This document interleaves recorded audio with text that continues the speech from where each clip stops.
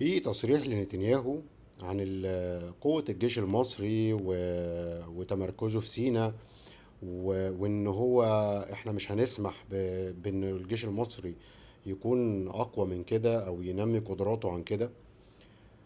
وطبعا اسهل حاجة يا جماعة ان التصريح ده اعمل فيه كده، استغله زي بقية الناس كده واعمل ايه بيه ترند واقول لكم شايفين الجيش المصري وشايفين احنا راعبينهم ازاي.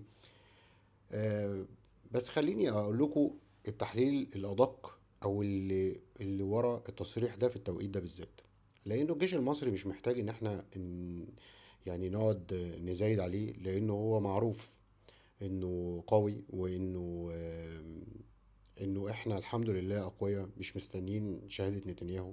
احنا شايفين جيشنا عامل ازاي. والجيش دايما اقوى بعقيدته كمان، مش بس بسلاحه. يعني ياما ناس وياما جيوش معاها سلاح وبتاع، بس ما بتقدرش تنزل على الارض. فخليني اقول لكم الغرض من التصريح ده ايه. التصريح ده في التوقيت ده بيكون نوع من الضغط السياسي. نتنياهو صايع مفاوضات، هو عايز يكسب كروت ضغط على مصر، ويستخدم امريكا في الموضوع ده عشان خاطر ايه؟ عشان خاطر موضوع غزة والتهجير وغيره. لازم تفهموا ان موضوع التهجير مش بينتهي زي ما انتوا فاهمين كده 100%. الناس دي بيكون عندها اكتر من خطة، يعني عنده 15,000 خطة بديلة للي انت وقفته له. فما تعتقدوش ان مصر نجحت ووقفت التهجير، بس هما مش هيسكتوا. هما دايما بيدوروا على طرق بديلة.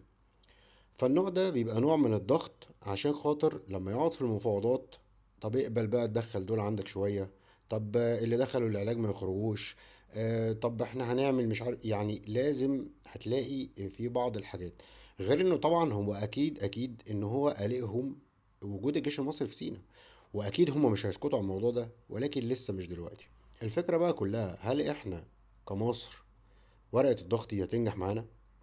هل الجيش المصري ممكن يتراجع من سيناء بعد ما سيطر عليها؟